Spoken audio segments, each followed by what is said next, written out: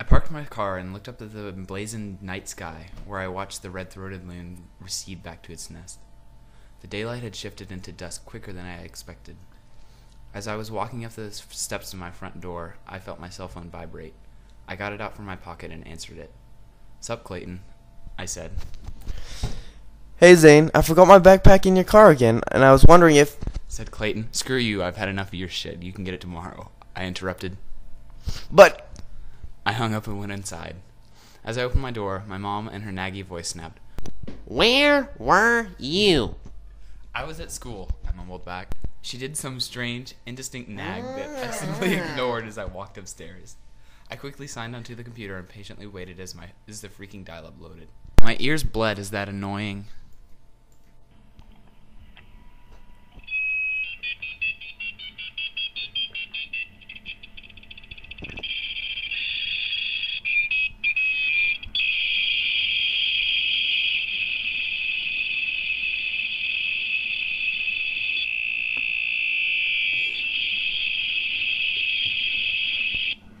sound came from the 50-year-old modem.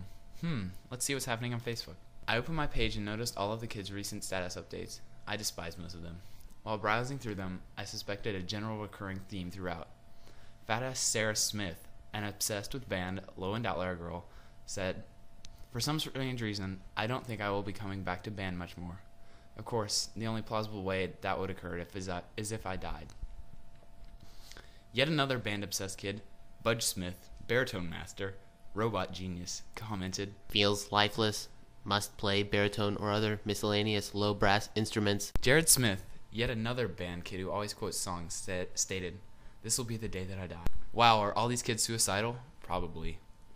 Then I heard the booming voice of my dad begging for me to come down to eat. Whatever. After an incredibly long family meal followed by annoying family time, I ran upstairs again, free from the claustrophobic feelings that my family induces on me. I thought about doing the one problem Miss Wolf assigned me for homework, and then quickly rejected the null hypothesis. It was 2 o'clock in the morning when my pleasant dream was interrupted by an unusual knock on the door. I slowly got out of bed and stumbled across the room to get it. I opened the door, hoping to see Emily, but then instead saw my zombified parents. I stared at them for a while, not being able to comprehend the obscurity of my new nightmare. I calmly closed the door and went back to bed, hoping to get back to my previous dream. I was awakened yet again just a few minutes later by an aggressive bashing on the door. No longer in the trance, I quickly got up to get it again. "What?" I nagged. I looked closer at the strange but familiar faces staring at me. They had inconsistent blotches of hair and plenty of blood running through their eyes. Their skin was a sickly gray and was stretched tight across their face, so I could distinctly see their jawbones. Their teeth were scarred from the acid in their mouths and were open and drooling. I was instantly taken aback. Oh my god, zombies. I quickly slammed and locked the door and grabbed my car keys and yearbook, intent on getting out of the death trap that was my house. I then headed for my window, the only chance for escape. Meanwhile, the zombies were consistently pounding on my door. I saw it crack as I pushed the screen out of my window and bounded toward the porch, conveniently located just below my window. I rushed to my Pontiac Firebird, my sleek getaway mobile. I pulled out of the driveway. Where the hell am I going to go? I felt my cell phone vibrate in my pocket, but failed to answer it. There was no time. I looked over at Trace DeHotre's house across from mine. Should I pick him up? I asked myself, completely neglecting my brother. Screw it. He's probably a zombie meat by now. I drove off aimlessly, thinking about where my destination was. While driving, another thought occurred to me. Where is everyone? I shook it off and remembered something Communist Kevin Nee had said at my birthday party. Flashback. Dude, that girl's an 8, and those 3 black girls are -10s. No, not that.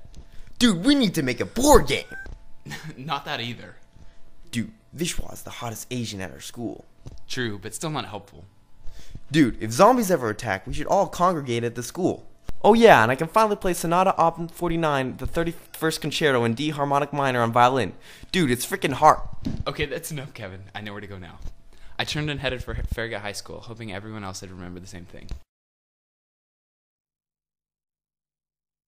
Okay, I'm bored of insert obscure gay weird video game that nobody has ever heard of, and that Jeff Cope fasted for a year to get money in order to buy it. So now I'll try this effing awesome Uber Rapid Ponzor's virtual reality game, Attack of the Zombies 3D for Xbox 360, said Jeff, awake in the morning at 2 a.m. without any pants on. He removed the plastic from the big pussy deflector helmet and put it on. Come on, 40-year-old lives with his mom. Let's pawn some noobs, he said in the microphone. Sounds cool, Def Jeff 88, said 49-year-old lives with his mom. Jeff let out an unnecessary, strange animal grunt, somewhat similar to a sex noise. This is almost worth being a virgin, said 49-year-old lives with his mom. Totally, said Jeff 88. He began playing in a relatively awesome game when the power spontaneously died. Sweet, this is the darkness level. Jeff paused the game. 49-year-old lives with his mom. Where are you at? There was no response. He must be watching the new episode of Eureka 7. No matter, I'll still own. Jeff's zombified mother stealthily walked into his room and turned the light on. Ah, hacksaws, Jeff screamed, eyeing his mother. I dominated the darkness level without even moving. Now I must be in the suburban level. Strange, this looks eerily familiar. These graphics rock. Die, zombie, he screamed. Wait, where's my hydroplasma gun? Hacks! It doesn't matter. I'll use my fist, he yelled, running up to the zombie. With one fell swoop, the zombie knocked him into a window, and he fell outside of the house, shattering the glass. Outdoors, he whimpered. This game is too realistic for its own good. Wait, maybe I'm not playing the game, he said, taking off the helmet. He saw his disfigured mother approaching him. Nonsense, he said calmly, not liking what he saw. He put back on the helmet. Time to own some zombie ass. With a new sense of false strength, Def Jeff 88 leapt through the broken window and charged at his mother. Gah! Feel the wrath of Def Jeff 88. He gave her a huge uppercut across the jaw. The zombie Miss Cope instantly fell to her re-death. La la la la la la la la la la la la la la la la noob. Def Jeff laughed maniacally as he began to teabag his own mother. I reached the school, but to my dismay, only Randy the janitor was there. I got out of my car and walked up to him. What you kid doing here? He asked me, and then pointed to a piece of trash. Pick it up. Is anyone else here right now? I asked him, ignoring his pathetic request. Nah, I don't reckon so, just me and Edna. Now, picking up this here shit. You know them crazy kid and them pranks and such, they best be stopped before they make me have to work in. I walked off in search of intelligent life. It was now 3:15, and there was still no one. Just then I saw a figure approaching. I walked close, cautiously, for it could have been a zombie. Instead it was Alex Ulmer, who looked as if he had seen a ghost. No, wait, a zombie. He sported a series of scars across his chest, no doubt from the claws of the zombie. I ran up to him, which startled him. I thought of the lamest and most cliché thing to say on a defining point of human history. Is this really happening? He thought of an equally lame response. Money in the bank, nigga! Yeah, man, am I glad to see you. Same here, I said. So when did you first see them? Just about an hour ago. I tried to steal my parents' car, but there was no way into the garage. Then I remembered that discussion we all had at your birthday party, and all of the other nonsense communist Kevin babbled about. Slowly, most of the attendees of my birthday party showed up in the dark of the night. Either by bike or stolen car, soon a bunch of them were there.